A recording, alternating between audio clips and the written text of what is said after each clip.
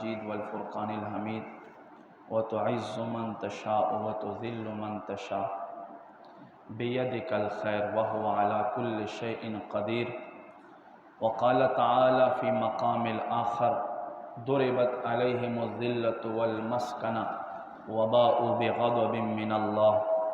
وقال تعالى في شان حبيبه ومحبوبه مخبرا وآمرا إن الله وملائكته يصلون على النبي يا أيها الذين آمنوا صلوا عليه وسلموا تسليما. درود شریف منا محمد سرا اللهم صل على سيدنا ومولانا محمد بارك وسلم وصل عليه صلاة وسلاما عليك يا سيدي يا رسول الله وعلى آلك وأصحابك وأزواجك وعترتك يا جد الحسن والحسين. گرامی قدر لرے نزدین راتن کو مسلمانانو، نوجوانانو، سپینگیرو، مشرانو، بزرگانو، نوجوانانو، تاسو ټولو ته زه خوش آمدید ویم، هر کلی ویم. السلام علیکم ورحمت الله وبرکاتہ. ما عزتمندو څنګه چې تاسو ته پته دی 14 اگست پاکستان یوم آزادی مناویږي.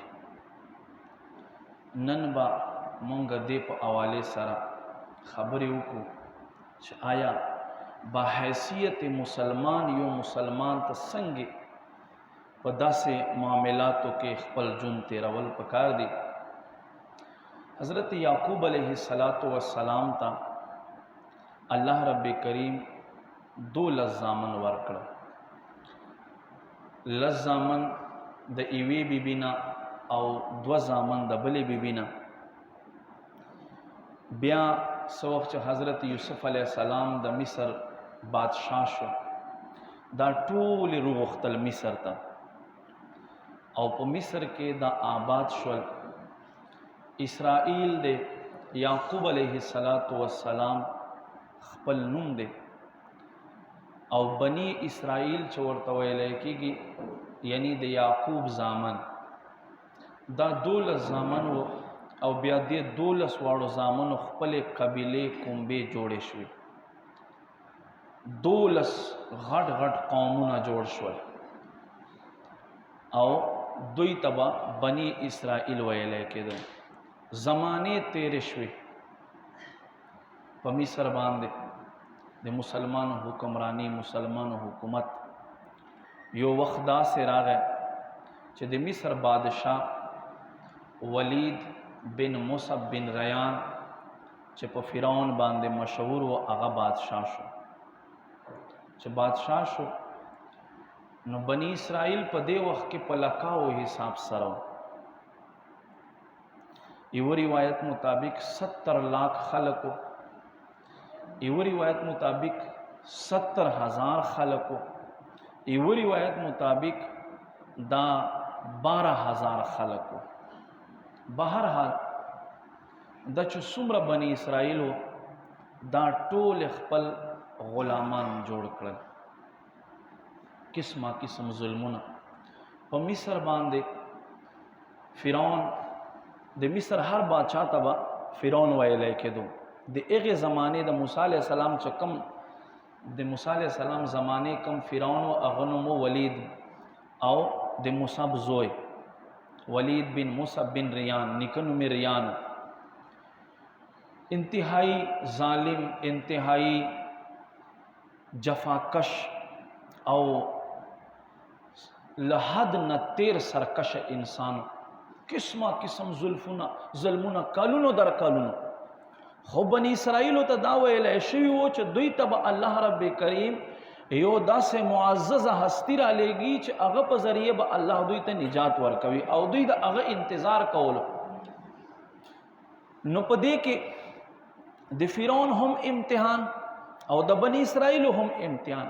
فرعون ته الله جاو مقام ورکړلو، په دې سره امتحان ته واخیستلو، او بنی اسرائیلو ته الله تکلیفونه ورکړل چې دوی په دې صبر وکړي، هغه امتحان ته اخیستلو. وخت تیریږي. حضرت موسی علیہ السلام الله راولېږلو، واضح نهی راوړې. فرعون اونه منلې، جادوګر یې وویل حد درجه سرکشي وکړه تر دې پورې چې د خدای دعوه یې وکړه چې خلکو زما عبادت وکوي. ما عزتمندو امتحان دی د په کرسۍ باندې امتحان دی او غوی خطه امتحان دی. اللہ رب کریم قرآن کے فرمائی وَإِذْ نَجَّيْنَاكُمْ مِنْ آلِ فِرْعَوْنَ يَسُومُونَكُمْ سُوءَ الْعَذَابِ يُذَبِّحُونَ أَبْنَاءَكُمْ وَيَسْتَحْيُونَ نِسَاءَكُمْ. یاد کړئ اے بنی اسرائیلو زما هغه نعمت زما هغه انعام چې ما په تاسو باندې وکړلو. فرعون نه مې نجات درکړلو. ستاسو ماشومانان بیا قتل کول ستاسو بچی بیا ژوندی پرېږدولې. تر دې پورې چې په کم کال باندې موسی علیہ السلام پیدا کېدو 50,000 ماشومانان فرعون قتل کړل. 50,000 قسمه قسم ظلمونه. اللہ رب کریم موسی علیہ السلام په برکت سره نجات ورکړ. الله فرمای واغرقنا فرعون. فرعون مونږ غرق کړلو او تاسو ته مونږ نجات درکړلو. او بیا بنی اسرائیلو او فرعونانو په منځ کې چې کله موسی علیہ السلام راغی 9 قسمه عذابونه او د موسی علیہ السلام معجزې الله رب کریم را ولېږلې. داسې قسم تکلیفونه چې هر یو شیز وینه شوه. تر دې پورې چې د قبطیانو د فرعونانو ښځې چې وې هغه دې حد ته راغې چې بني اسرائیلو نه بیا کراهت کولو خو هغوی به چې څکلې خوله کې بیا اوبه وې هغوی دپاره به اوبه وې دوی دپاره به وینه وایي تاسو د خپلې خولې والې اوبه راکئ. خپلې خولې والې اوبه به چې دوی خپلې خولې نه دوی ته ورواړولې نو دوی په خوله کې به بني اسرائیلو په خوله کې به اوبه وې چې هغوی خولو ته بتلې بیا به وینه شو. چیندخو عذاب الله په باندې راولېږلو. قسمه قسم لخانو عذابونه وینې عذاب الله په راولېږلو. 61 سالي د سپږو عذاب الله په راولېږلو. خو دا خلق پرای راست باندې را نغه. بنی اسرائیلو ته الله نجات ورکړلو. په دریاب کې 12 لارې الله رب کریم حضرت موسی علیہ السلام چې لخت وهله په دریای فرات کې 12 لار دریای نیل کې 12 لارې الله ورته وباسلې. بیا بنی اسرائیل وې موسی علیہ السلام موږ نه وردن کېږو موږ یریږو. الله ته حکم وکړ چې دا اوبه غرو په شان اوچت کړي دیوارو په شان چې موږ ته دې کې کړکۍ جوړ کړي چې موږ وینو چې ها فلانی روان دی او موږ روان یو. نو بیا الله په دې 12 لارو کې کړکیو په شان باندې کړکۍ دروازې ورته پرېښوي چې اوبو منځ کې دوی روان دي او دوی تخکاری. دومره غټ غټ انعامونه. بیا وادي تای کې چې الله په دوی باندې کوم انعام وکړلو من او سلوای په باندې نازل کړ. ما عزتمندو قدرمندو کله چې دا بنی اسرائیل سرکش ول د انعام ته ونه قتل چې په دریاب کې 12 لارې جوړې شوې باقاعده اوبو کې دنه کړکۍ راته جوړې چې څنګه له دریاب نه وتل لګ مخ کې تل سګوري چې څه خلق تی بت ناستی عبادت کوي. دوی وای اے موسی علیہ السلام مونږ ته هم دغه څه یو خدای جوړ کړ چې مونږ عبادت کوو. دومره جهالت. خو بیا ما عزتمندو قدرمندو الله رب کریم معاف کړل. تورات راوړلو د پاره 70 کسان ځان سره بوتلل. سلوې خورز موسی علیہ السلام تیرې کا چې موسی علیہ السلام سلوې خورز تیرې کړې ا سلوې کسان ځان سره 70 کسان روان کړل او وی وی اے موسی علیہ السلام مونږ به تر هغه وخت پورې ایمان رانوړو چې تر سو پورې د مونږ ته خدای نه خیاله. الله فرمای فاخذتهم الصيحه بس دوی ایوه چغې ونیسل. جبريل امین یو چغه په وهله ټول مړ شو. بیا موسی علیہ السلام ورس کې یا رب دا خو مې د قوم سرداران راوستي دي وجل د خپلته بده وجلی مړول بده دلته مې راوستل وای بچ دا خو تا قتل په منسوبې ویلیو روان کړی دیو یا رب دوباره راته ژوندې کا. الله بیا ورته ژوندې کړ. ال تقوم سکه سامری سره را غونډ کله اغین اس خای جو کړلو اغه ته د جبريل امین د خپو خاور ورواچولې د اسواله هغه د بوم اوازونه شروع کړو وای موسی ال تتلې دي او تاسو ته مادل ته خدای وګرځولو تاسو د عبادت شروع کړ. بیا دا خلق گمراه شول. حکم دا دی چې توبه طریقه دا دی چې چا هم عبادت کړه خپل ځان به قتل کوي په یوه ورځ کې 70,000 کسانو خپل ځانونه ووجل. 70,000 کسان.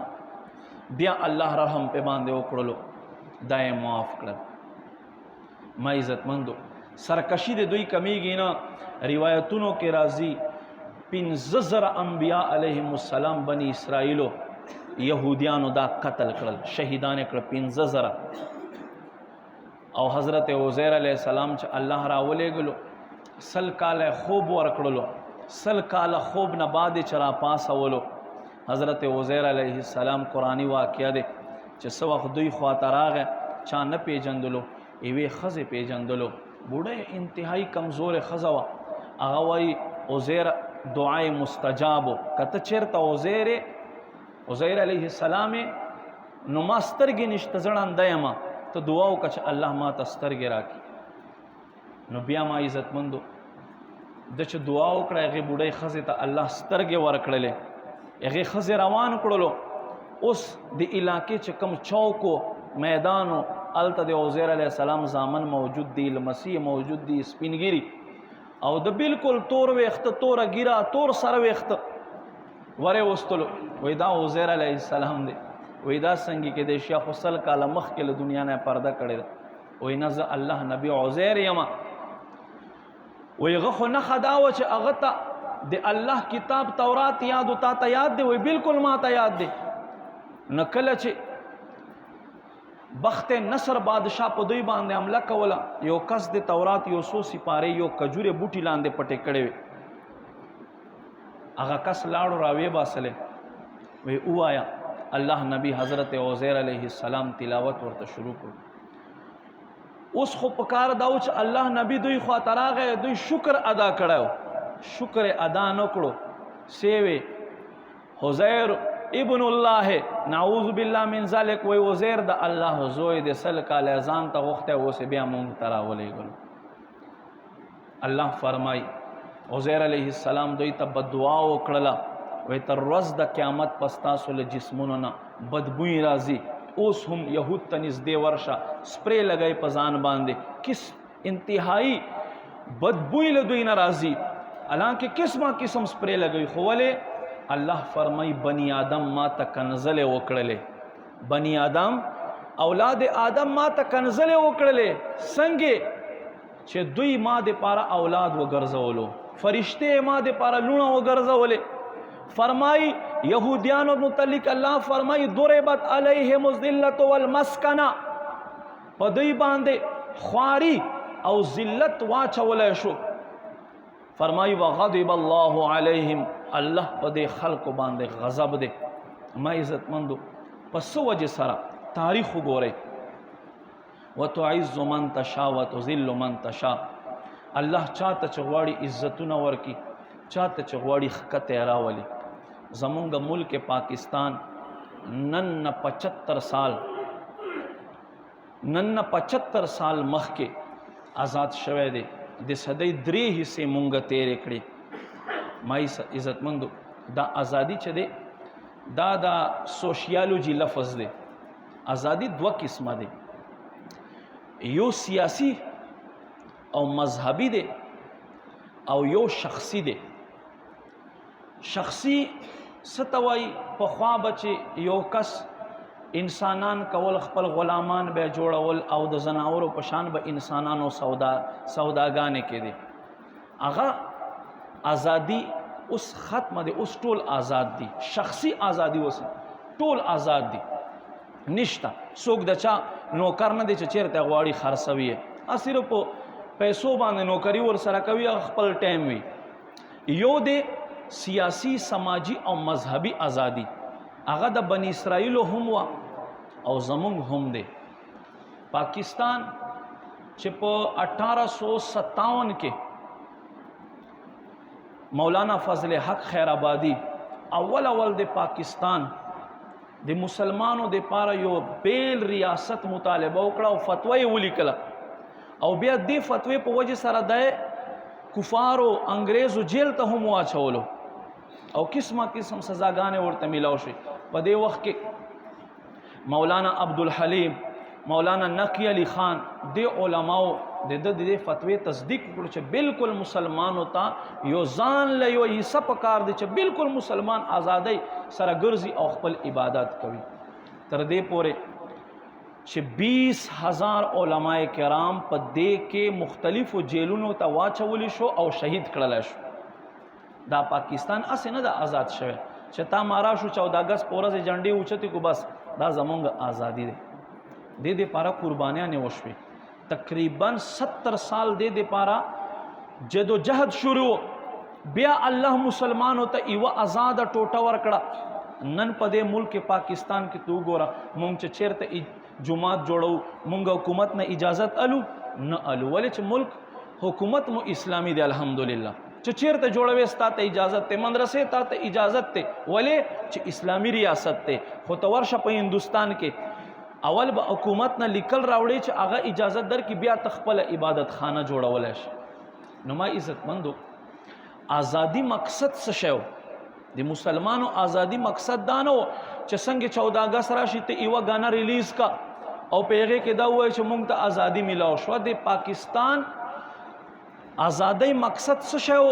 دو قومي نظریه چې مونږ په کتابونو کې وایو چې مسلمان یو رب ته عبادت کوي او کافر د بوتانو عبادت کوي. مسلمان غیر الله عبادت نه کوي.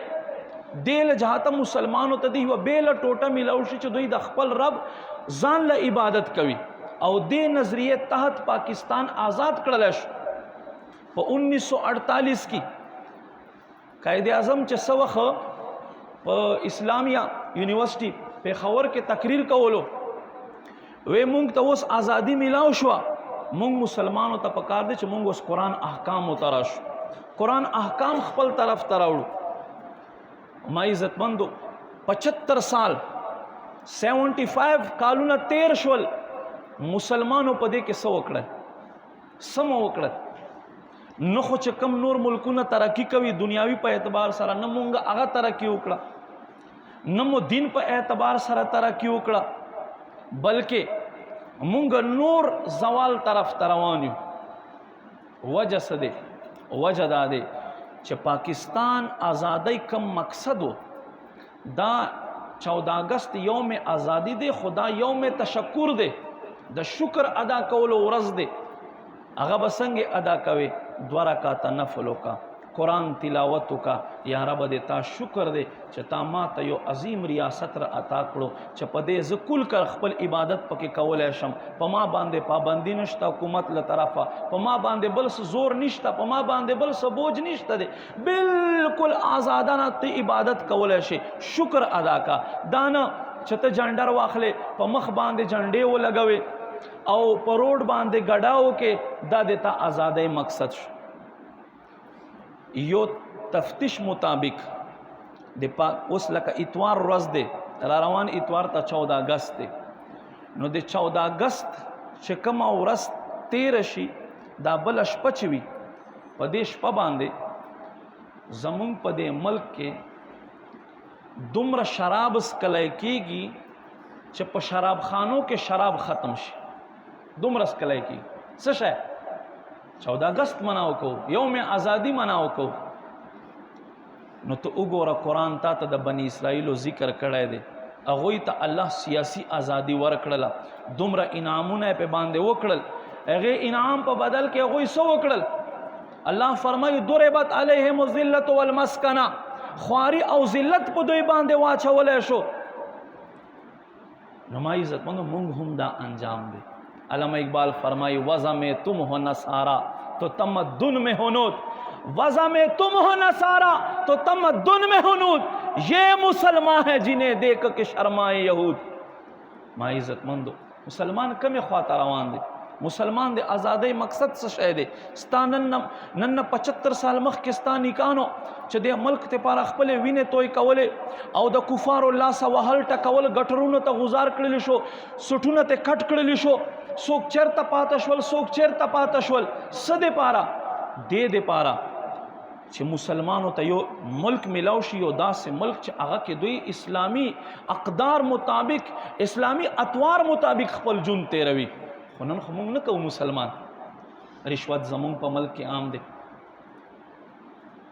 او آئس نشے زمون په ملک کې په دیش په باندې 80 لاکھ خلق نشے شیزونه استعمالوي. 80 لاکھ خلق زناخانه ډکه وګرځيږي.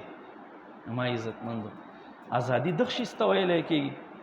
ازادي د دغه شي زنوم دی چې مسلمانانه ته روډ ته راوځي او ته ګډاو کې دا خود ته د رب نافرمانی کوي. پتا باندې رب یو انعام وکړو، تا ته یو عظیم ریاست درکړلو او هغه ریاست شکریا په ځای باندې ته څه کوي؟ ته الټه شیطان خوشالوي او د خپل رب مخالفت کوي. ما عزتمندو داسې نه دي کول پکار. مونږ مسلمان یو، با حیثیت مسلمان او د دې خاورې نه پیدا یو او دې خاورې ته به ورځو، دې پاکې خاورې ته.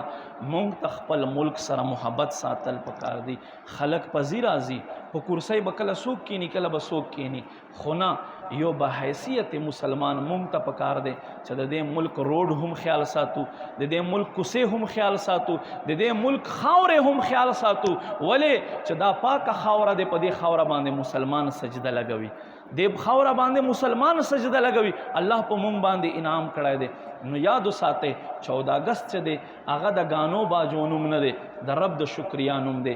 دې ځل یو نیت وکئ په دې الله کور کې ما سره نیت وکئ چې انشاءالله را روان 14 اگست ته یعنی اتوار په ورځ به الله رب کریم ته د ساخت په وخت باندې یا د ماسپخین په وخت باندې 2 رکعات نفل ادا کو بطور تشکر، بطور شکریا چې شکر د یا رب داسې ملک تر عطا کړو. مولا ته دې ملک ته زمونږ مزید هم نور ترقی ور نصیب کړي. نو بیا بکیږي چې کله مونږ د ملک پر رسول جاو شو کنه او کوشش وکړو بیا بکیږي. یادو ساتئ ته په دې ځای کې اوسې چېرته په روډ باندې ګند پروت دا د ستا ملک ته ګند اوچتوه سیټ ته کوئ. دا نه چې ټي ایم اے والبراشي آبه اوچت کی، هغه خو ټیک ته ډیوټي د هغه به اوچتئ، خو ته هم د دې ملک باشنده یې کنه. الله پتا باندې انعام کړی دی او که چېرته مونږ د خپل رب ناشکري کوو او د شکر طرف ته د انعام طرف ته نه راځو او شکر نه ادا کوو، بیا ما عزتمندو قدرمندو نعمت اخیستلو باندې د سټیم نه بدلیږي. او چې کله بنده د رب وګرځيږي، حضرت حبیب رفاعی رحمت الله علیه لګیا د نفل کوي، دریای فرات په غاړه باندې نفل کوي. سګوري بیڑیا د زناورو حفاظت کوي. اکس ډیر حیران دی چې ګوره دا چې دا خود زناورو دشمن دی، د ګډو د بیزو دشمن دی بیڑیا لیو، او دا خو مقصد د حفاظت کوي چې سلام یو ګرځو راغې وی قربان دا څنګه وی دا داسې چې زه د خپل رب د احکامو حفاظت کوم، ځکه د الله مخلوق چې دی هغه زما د زناورو حفاظت کوي. بیا دی ورغه په ایوې ګټې باندې لاس دباو کړو او لوښه یې ورته ونیولو. نو یو طرف ته شات گبین تیرا اوتلو، بل طرف ته پی تیرا اوتلې. وای اے حبیب رفاعی رحمت الله علیه دا څنګه چې یو ګټه دی یو تیګه دی، یو طرف ته شات گبین تیرا اوزی بل طرف ته پی تیرا اوزی. وای د دې وجه دا دی چې زه د خپل حبیب نبی پاک صلی الله علیه و آله وسلم تابعدار یم، ځکه هر مخلوق الله رب کریم زما تابعدار ګرځولای دی. نو چې کله مونږ مسلمانه تابعدار شو نو بیا هر ځای مونږ دی چې په کوم ځای باندې مسلمان خپک دوي دا علاقہ دا کل ملک تا مسلمانوں دے. اللہ رب کریم دے مونږ ته عمل توفیق نصیب کی، د خپل ملک بوټي د خپل ملک خاورې خیال ساتلو توفیق نصیب کی. آمین. الحمدللہ رب العالمین. یا رب کریم سمورد بیان په دې باندې عمل توفیق